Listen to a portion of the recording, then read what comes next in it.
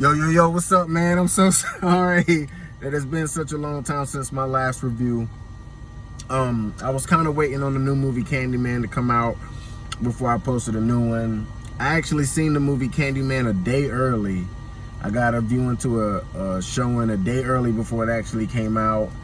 And I was gonna post it, man, but I fucked around and I got like a face rash. Like I'm still suffering some side effects of it now, like my face still peeling and shit. But if you seen Candyman, like I got hella scared because I'm like, bro, like my skin acting like this nigga Anthony's skin in the movie. But I'm gonna get into that review. This is off the cuff, you know what I'm saying? I know it's like a week removed, but I just gotta get it out my opinion because I'm hearing different topics here and there, people different opinions here and there. And honestly, don't know that they fucking opinions matter. So I'm gonna tell you first, before I get with the movie, I'm gonna tell you my history with the movie. And the original, like the original Candyman movie is my favorite movie of all time. Not my favorite horror movie, just my favorite movie, period. You know, growing up, I think like most people, I was terrified by it. Like absolutely horrified by the movie. Like it scared me something serious. It scared me so serious to a certain point when I was like 9 or 10. I didn't go into the bathroom at nighttime for like 4 months. And it took my mom to be like, boy, why aren't you going in the fucking bathroom at night? And it took me to tell her before she forced me in there. I was so scared my mind was going to look at the mirror and be like, my mind was going to be like, Candyman, you know, and the nigga come and get me. And over the years, you know, I've watched the movie. There's been times where I watch it like bit by bit. And there was all like up until maybe about 6-7 years ago, I would watch it and halfway through it I would have to pause it and call my mom's up and you know, just so she could kind of like bring me back to reality, because the movie is so good. Like all the backstory about the movie, everything I know about the movie, like I'm a true fan of the original. So when I heard they was coming out with a new one a few years ago, I was like, bet, you know, like happy as hell, like, because I feel like Candyman don't get his just deserved. Or just desserts or whatever. You know what the fuck I mean. But anyway, so I actually got a strip of the movie 2 years ago. Just data mine and looking at stuff. I ended up getting a script. And then like a year and a half ago, they did a damn. They did a year and a half ago, they did a test viewing of the movie. And it didn't go over so well. A lot of people didn't like it. So when this new one came out, check this out, like the movie hit theaters on the 27th, but there was people already putting reviews up around the 23rd. So I'm thinking, how the fuck they see it early? And then everybody that's seen it from those reviews I looked at, oh, it's better than the first one. Oh my God, it's the shit and blah, blah, blah, blah, blah. So it actually got me kind of excited to see it. Like, oh shit, they must have did it right. You know, Jordan Peele, Nia DaCosta, that's the chick that directed it. They must have did it right. So then I took my daughter a day early. You know, me and my daughter went to see it. They done fucked it up, bro. They literally turned my nigga Candyman into a Black Lives Matter movement. Like he is a mascot for Black Lives Matter now. They turned Candyman into a weapon. Like if I'm getting locked up by the police, anybody get locked up by the police, any black person getting locked up by the police can look in the mirror and say Candyman and this nigga coming for you. Like the movie, it's not I wouldn't say it's a bad movie. It's average. Like it's average. Like there's nothing about the original one that carries off into this one besides the name Candyman. Like they have some stuff that like anyway. They have some stuff in this movie that kind of carry over from the first one that's like, damn, okay, oh, you know, for a fan. Like, I like some of the camera work, some of the cinematography, like some of the shots were shot for shot with the original movie. But there was like at least 2 or 3 times when me and my daughter was watching it where we started laughing. Like, because some of the stuff was so outrageous. One of the kills was so fucking stupid. Me and my daughter started laughing. Like, it was just hilarious, like in certain parts. And I don't never remember watching the original one laughing. There was no laughing moments of the movie. A lot of people see the original Candyman as a horror. It's a horror movie. That's how they see it. But me personally, I look at it as a tragic love story. Like, it's a sad love story. It's horrifying in its content, but it's a sad love story. And in this one right here, I got none of that. Like, in this, it seemed like they almost wanted to make a different movie protesting what's going on in the world concerning Black Lives Matter, etc. And they used the Candyman name to feed their message through. Like, the horror element of the movie was drowned underneath all the black.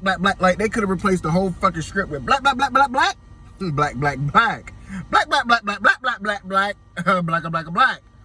And I get it, you feel me? But it's like, you know, at the very beginning of the movie, I get it. Like, we don't need to beat this over my head the whole movie. The first movie had certain parts where they hit the nail on the head, but they didn't need to beat you over the head with it. Like, you knew what was up. You know, you knew the injustices of these people that were staying in Capri Green. You know, you didn't need to beat over your head. You feel me? And this new movie just really just beat it over your head. It beats it over your head like, you know, white is bad, white is black, black, black, black, black, black, black, oh, black, black, black, black, black, black, black, black, black, black, black, black, black. They like beats you over the head with it so much. And when I went to see the movie, before I picked my daughter up and we went to see it, I was under the initial impression like, yeah, as soon as this movie's over, I'm gonna do a review that night. To my little 30, 40 comments on my last video, all the people, I've read them all, and I fucks with the love, man. I appreciate it. So I really wanted to get this out there. I wanted to put some reviews up before then, but this was the first one I wanted to put up to remain consistent, you know, so, because I still work, I still, you know, pay bills and stuff. But anyway, I was really hoping to put a review up that night. But the movie confused me to a certain, it didn't confuse me because it's excellent story writing. It didn't confuse me because it's a think piece. It just confused me with like, what the fuck? So before I popped the review up, I wanted to like really analyze what I saw so I can give you my perception of the movie. Because unlike most people that say they're a fan of the original, like the original to me is, you know how like if you're doing something, like for instance, if you're playing a game, or I usually have Candyman, the movie, playing in my background. Like if I'm playing a game where I'm doing a lot of farming or I'm playing Call of Duty or whatever, I'll have the movie playing in the background on the TV, tablet, something. Like it's always like, I usually watch it at least once or twice a week. I usually watch the movie. It's the movie that everybody got that movie they could put on and just listen to in the background. That's the movie for me. Candyman is that movie for me. I've analyzed that movie so much because I grew up with a fear of him. Like him and Michael Myers. But Michael, whereas with Michael, I learned how to live with it over the years, and it's kind of like a love-hate friendship type of relationship now. With Candyman, it was one of those things that I wasn't able to overcome until like maybe 7 years ago. Because I was still definitely, I was what, 28 7 years ago. So 28 years old, grown-ass man still scared to fucking death. You know what I'm saying? But this new movie, it makes me not even, and then I'm looking at some people review something, so, oh, I'm not gonna say that nigga name. Oh no. Like, I'm not scared to even say it anymore. Like, I know, you know, during this discussion or this review I'm giving, I've said Candyman a shit ton of times. There's mirrors all around me in my car. And I don't give a fuck. Now, I won't directly say it into the mirror because of the original movie. You know what I'm saying? Like, I'm not gonna say it directly into the mirror, but this movie has me not scared to say it because the movie's not scary. It's a typical horror flick. And that's what they missed. I think they fucked it up like with all of Clive Barker's work. Like, you really need a director that understands Clive Barker and his way of storytelling to really get across his message throughout his movies. They really fucked it up with the Hellraiser series. Like, the first two were decent. Like, they were good movies. The third one, they started going downhill. And, you know, the Cenobites became something that was once ambiguous. You know, they weren't necessarily evil. They weren't good. They didn't judge. And then through Hollywood thinking people stupid as fuck, they eventually just turned them into demons. They demons. Pinhead is the devil. You know, good and evil. And it's not about that. Like, even the original Candyman, also a work done by Clive Barker. You know what I'm saying? And in his original script, in his original book of Candyman, Candyman was a white guy. And it wasn't until the director of the original movie, Bernard Rose, turned him into a black guy. So, I was at the store the other day and I heard some black girl say, oh, this movie gonna be better than the original. I said, why you say that? And they said, oh, because it's directed by a black person, not a white person. And I was like, what the fuck? Like, white people is who gave us Candyman. It was from a white mind, two white mind that gave us Candyman. So how can you say that? Not to get on race and stuff like that, but I just thought it was, but I mean, they don't know. They not into the lore like most people that really adore this original film like I do. So I was giving the movie the benefit of the doubt going into it, and I was utterly disappointed at the end. There's three elements that made the original, maybe a ton of elements, but I can only think of three that made the original was so powerful. And it seemed like they had it going into the production of the movie, because if you look at the movie trailers, if you look at all the stuff that came out before the movie was actually premiered, they used the original theme song. They used the original score. Philip Glass, rest in peace. They used the original score that Philip Glass put towards the original. And one can argue that's what made the original in some parts so scary, because of that soundtrack. You hear that shit, and I mean, as soon as the movie started, you hear that. You hear that shit, it immediately puts you in the driver's seat for what you into. This movie, the new Candyman movie, had none of the original music in the movie. I thought it was an utter waste. Like, you could have definitely made it kind of scary just using the music. So that was one wrong against it. You know what I'm saying? A second wrong was Candyman himself. Now, the guy that they got playing Candyman most of the movie, when they showed him at the beginning of the movie, I mean, this nigga looked creepy as fuck. Like, coming out that wall, he looked creepy as hell. But one of the elements that made Candyman scary, it wasn't the fact that he'll kill you. It wasn't the fact. The original movie, for instance, Candyman, personally, killed 2 people. Some would argue 3 if you go about that little story they told at the beginning of the original with the babysitter. But that's all urban legend. So I won't count that as a kill for him, because, that's somebody saying that he did it. But during the movie, you see him only kill 2 people. In this new movie, he killed like 13, 14 motherfuckers. Because it wasn't about telling the story. It wasn't about telling the beauty. It was just a slasher flick. It was a simple slasher flick, a basic horror movie. You don't need to up the body count to make the movie horrifying. Like, the first one only had 2 kills by him. When he killed her best friend, when he killed her friend, and when he killed that doctor. Helen killed the guy at the end, and then there's other little stories, but Candyman only killed 2 people in the original. And then but the new guy, I thought he looked the part. Like, not the main character that turned into Candyman. Oh, spoilers. Spoilers. But not the main character that ends up turning into Candyman towards the end of the movie. The guy that had playing him throughout the movie, I thought he looked pretty creepy as fuck. But they missed the key element, was him talking. Candyman didn't show up in the original movie until 44 minutes in. It took 44 minutes to build up his legend, to build up his lore. You was already uncomfortable with the idea of Candyman before you even saw him. So 44 minutes in the movie, when he finally confronts Helen, it's like, oh shit, here he is, Tony fucking Todd. You know what? And I'm not even going to get on the voice of Candyman. Tony Todd, everybody know this man got an amazing voice. I'm not even going to get on that. So I don't expect them to mimic it for the new movie. But that's what made the original one so good, because he talked to Helen. He made death seem like such a beautiful thing. Like the scene where when he scoops her up at the end of the first one, she finally surrenders to him, and he says to her, "We have a bargain." And she says, "But I'm afraid." And then he said, "Do you feel the pain or what's beyond?" And she says, "Both." And then he says, "The pain, I can assure you, would be exquisite. As for our deaths, there's nothing to fear." Like, I can cite the whole movie word for word, but it just made it so beautiful. He made the idea of death seem so beautiful to be whispered about in classrooms. This movie was none of that. It was just a straight slasher film. Like, they missed the key elements, what made people still talk about the original one 30 years. The original one came out in 92. It's 2021 right now, about to be 2022. 30 years later, people are still talking about this movie. Wait, whoa, shit, longer than that. Hold up. 2001? Yeah, okay. My bad. 30 years later, people are still talking about the original movie.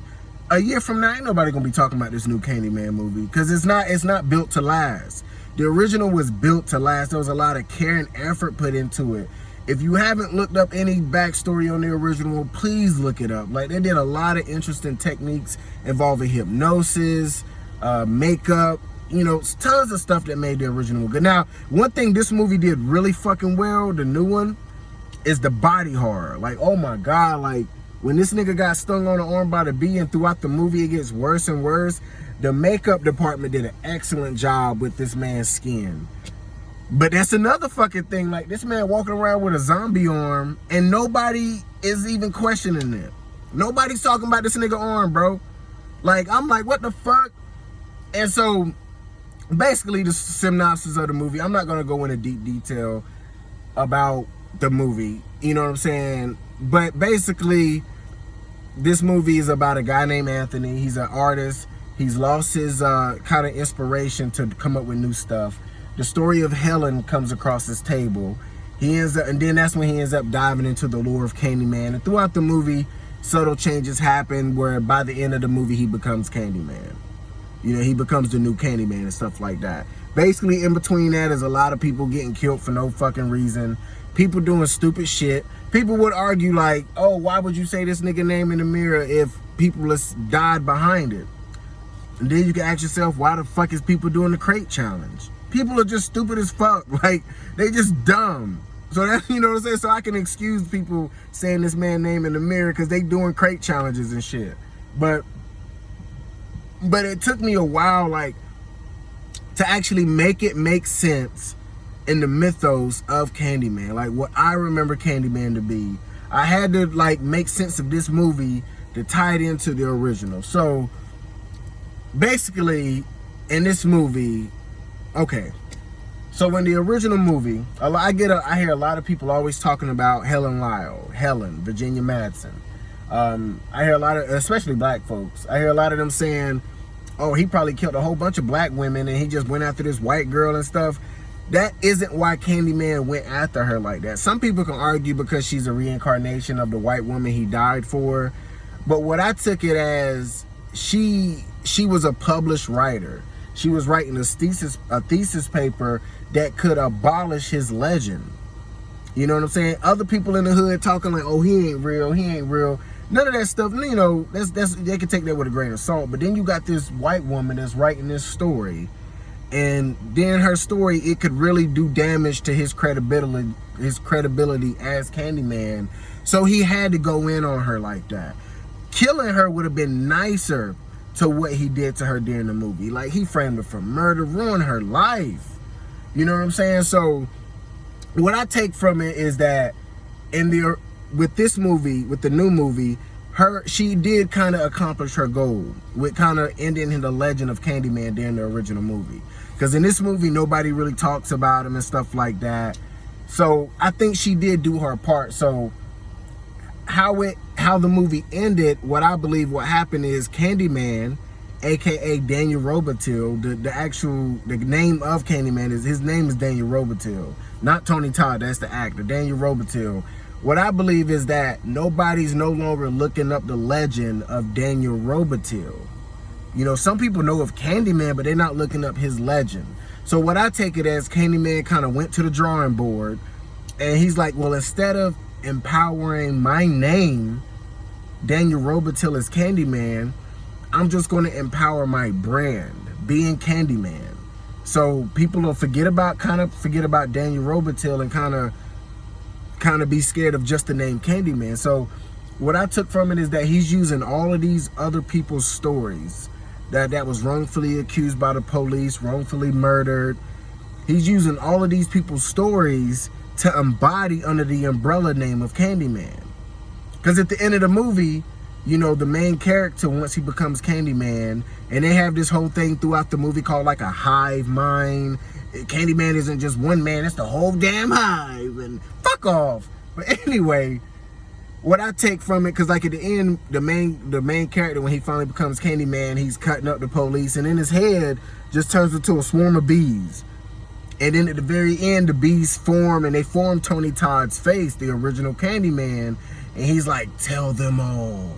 So what I took from that is that, you know, he's using other people's stories to empower his name, but he is still Candyman. He is still in charge of the hive. Like, he's still in charge.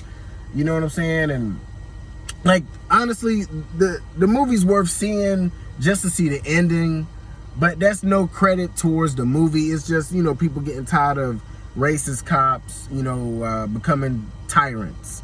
You know, so seeing that little bit at the end is satisfying. Not that we want police officers killed, because we respect the police, you know what I'm saying? But it was, you know, this is a movie, it's for entertainment. So, you know, it was entertaining, but I seen the movie once. I don't want to see it again. Maybe a few years down the line, if I see it on Netflix or HBO Max, I might check it out, but there's nothing about this movie that would intrigue you to think more about it. And the only reason why I kind of went into deep thinks about this movie is because of how much I love the original. It's one of those movies that's always stayed with me. Like I said at the beginning of this rant, like it's my favorite movie of all time. Like, I don't really think there's no such a thing as a perfect movie, but the original movie, it could take you to a place. And that's what a good movie's supposed to do. It's supposed to make you forget about what's immediately around you and absorb you into this world. And the original one done that so well. Like, the people in the new one, like honestly, like, this movie is a movie for sedity black folks.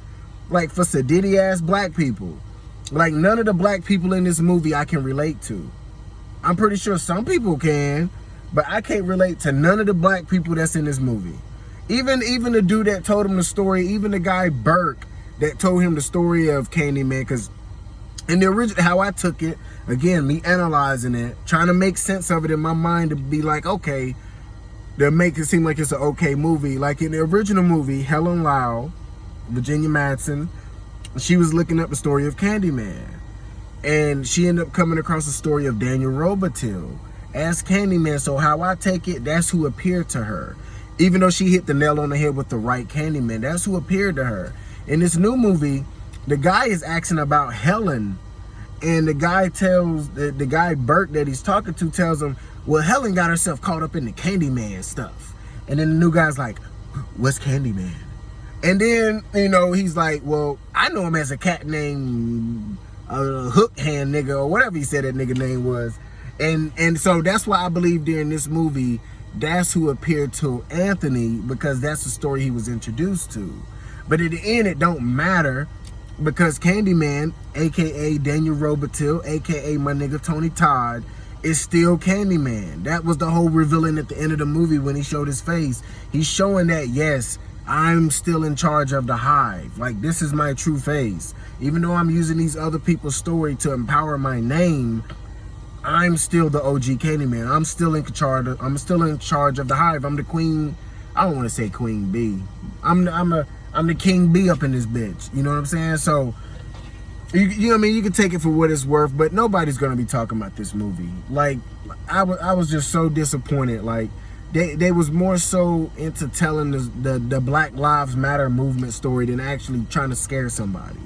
And if you don't think it's a piece for Black Lives Matter, all you gotta do is wait past the credits a little bit, because you know, me and my daughter saw the movies a little bit after the credits, and they had a message come across the screen in white text.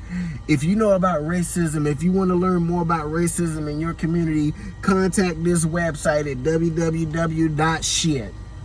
I couldn't believe they put that in there, man. I go to the movies to be entertained. You know, I watch the news and stuff to find out what's going on, or, you know, like most people do this day and age, they hop on social media to see what's going on. But when I go to the movies and I pay my money, I want to be entertained. I don't want to be guilt tripped, or, you know, I know what's going on. I'm a black man. I know what's going on out here. I just want to be entertained. And this movie is just shoving it in your face. And I knew they was going to do that. Like, as soon as I found out Jordan Peele was behind it, and this chick Nia DaCosta directing it, I said, it's gonna be a black film. Black. And the original Candyman isn't like that. Like I said, he kills about 15 people in this movie. 13 of them being black. He only killed 2 black girls, and that was in a flashback of Burks. But he kills all white people, and I'm like, so this nigga only kill white people now. But then, you know, he don't want to play that game because there's a lot more white serial killers in movies. You got Michael Myers, Jason Voorhees, Freddy Krueger, fucking Pinhead. You know, like, so what if they just made movies and they killed nothing but black people? They didn't kill white folks, they killed black people. So you know what I'm saying? So it's a slippery slope. So it's like, just make the movie entertaining, bro. Like, and it don't take from the original one to me. So people shouldn't look at it like that, like, oh, the original movie did it better, because the original movie's still here. You can go and see that. You can still go watch it and pretend like this new one don't even exist. You know what I'm saying? But for all those reviewers out here on YouTube and shit talking about this new one is a great return to form and it's better than the first one, and they don't know what the fuck they talking about. Honestly, like, don't listen to them. Listen to your boy. Listen to your boy, Sir Killius, because I'm going to keep it 100.